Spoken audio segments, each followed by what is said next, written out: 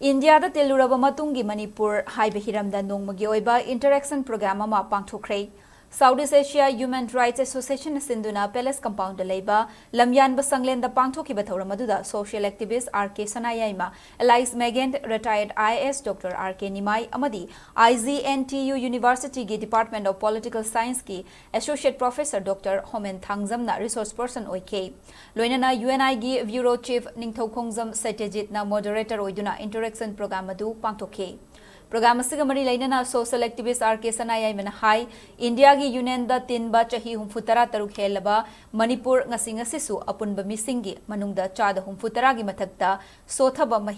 Punshi Mahingda Hingli, India gi democracy si Mapung Fadri, democracy Chatpalebak Amada,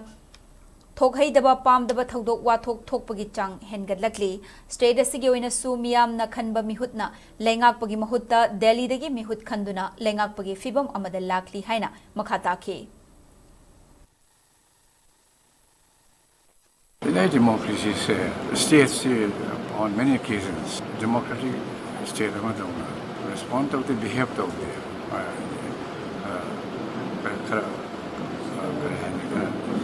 repressive state ki legislative Indian state